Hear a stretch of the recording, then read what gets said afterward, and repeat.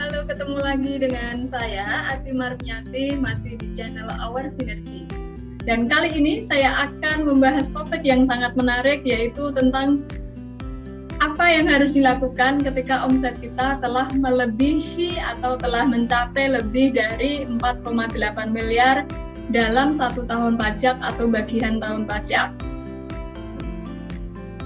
Nah, untuk mendapatkan jawabannya, silahkan teman-teman simak video ini sampai selesai ya.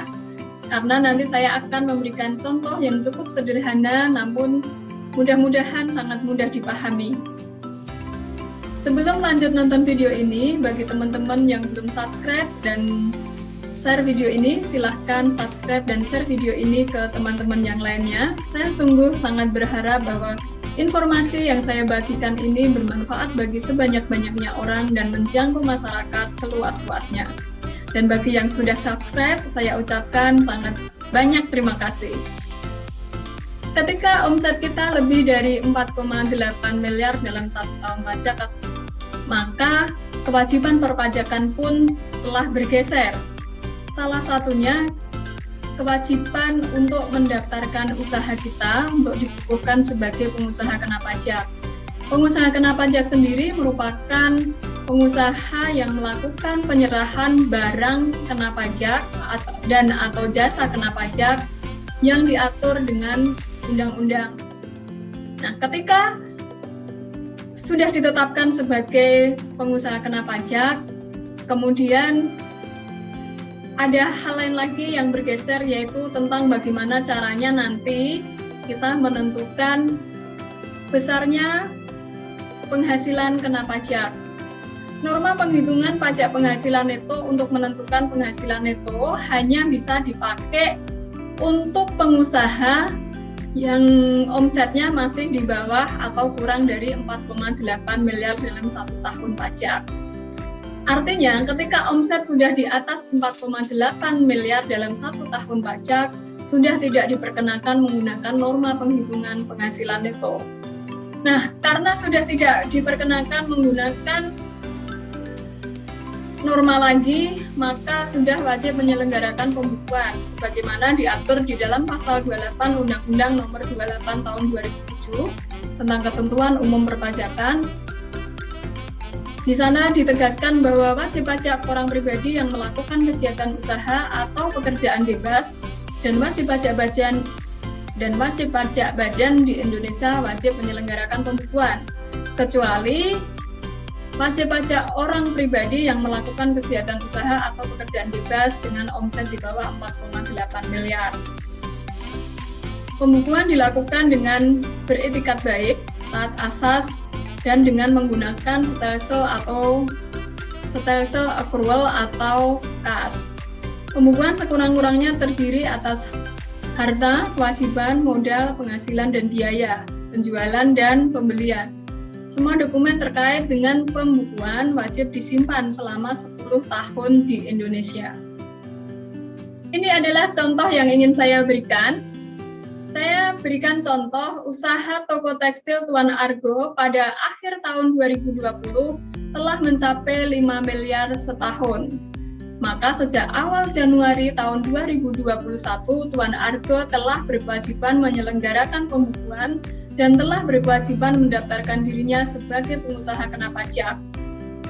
Dari data-data yang diperoleh bahwa berdasarkan pencatatan diketahui persediaan barang dagangan per 31 Desember tahun 2020 tercatat sebesar 1 miliar rupiah. Pada tahun 2021, Tuan Argo melakukan pembelian barang dagangan kepada PT Tekstil sebesar 11 miliar, termasuk pajak pertambahan nilai. Dari transaksi kas bank yang dibukukan bahwa biaya operasional selama tahun 2021 sebesar 1 miliar, dan dalam catatan tersebut terdapat pengeluaran rumah tangga pribadi Tuan Argo sebesar 200 juta.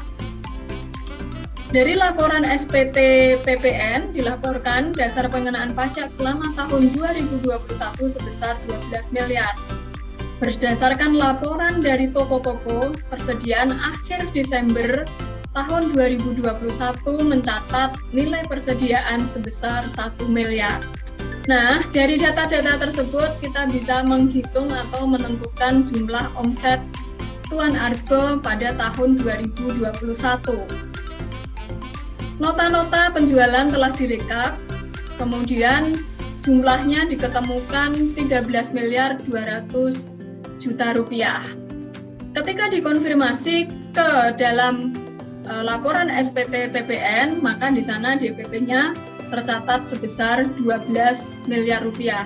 Sehingga kita ketahui bahwa PPN keluaran selama tahun 2021 sebesar 1,2 miliar rupiah. Nah, di sisi lain, Tuan Argo juga harus menghitung harga pokok penjualan. Diketahui dari catatan pembelian, selama tahun 2021 mencatat pembelian termasuk PPN sebesar 11 miliar, sehingga diketahui DPP-nya 10 miliar dan PPN masukannya sebesar 1 miliar. Pada awal periode diketahui bahwa saldo awalnya sebesar 1 miliar, sehingga ditemukan atau diketahui barang tersedia dijual sebesar 11 miliar. Dari catatan yang diperoleh di akhir tahun, persediaan tercatat senilai 1 miliar. Sehingga untuk menentukan atau mengetahui besarnya harga pokok penjualan, total barang tersedia dijual dikurangi stok akhir, maka itulah harga pokok penjualan.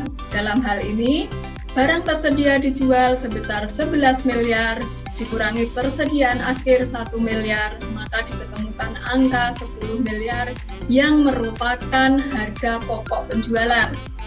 Kemudian bagaimana caranya menyusun laporan keuangan?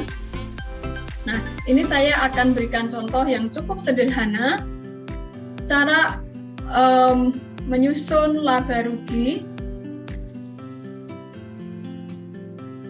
Kalau tadi sudah diketahui bahwa penjualannya itu senilai DPP di laporan SPT PPN dan sudah dicek cross dengan nota-nota yang direkap selama setahun, yaitu sebesar 12 miliar. Kemudian harga pokok penjualan telah dihitung dan ditemukan angka 10 miliar. Maka laba kotor ditemukan atau diketahui sebesar 2 miliar. Dari biaya operasional yang dicatat dari buku kas dan bank ditemukan atau diketahui jumlahnya sebesar 1 miliar. Maka laba operasionalnya 2 miliar dikurangi 1 miliar masih 1 miliar. Kemudian masih ada pendapatan atau biaya luar usaha.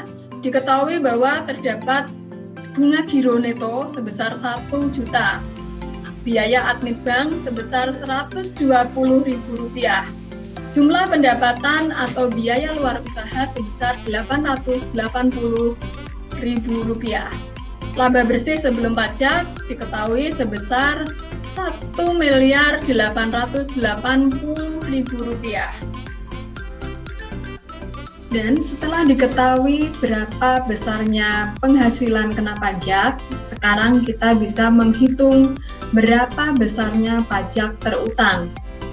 Karena di dalam contoh ini, omset Tuan Argo masih kurang dari 50 miliar, sehingga masih berlaku ketentuan pasal 31E Undang-Undang Nomor 36 Tahun 2008. Nah, cara menghitung pajaknya dihitung secara proporsional.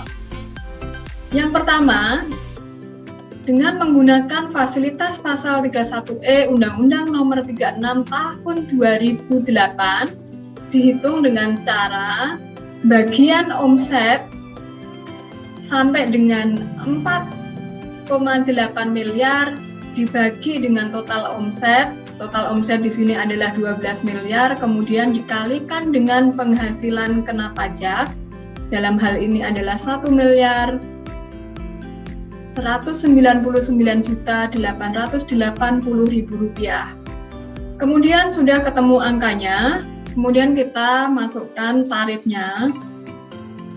Fasilitas yang diberikan di sini adalah 50% dikalikan dengan tarif pajak yang berlaku di tahun 2021, kemudian dikalikan dengan proporsi tadi, yaitu sebesar 479.952, sehingga akan ketemu 52.794.720. Itu adalah bagian yang menggunakan fasilitas pasal 31E. Kemudian yang kedua, sisanya akan dihitung dengan tanpa fasilitas pasal 31E Undang-Undang Nomor 36 Tahun 2008. Sehingga total penghasilan kena pajak 1.199.880.000 dikurangi dengan porsi yang mendapatkan fasilitas yaitu sebesar 479.952.000, maka akan ketemu 719.928.000, kemudian dikalikan langsung dengan tarif umumnya yaitu sebesar 22%, maka akan ketemu 158.380.160,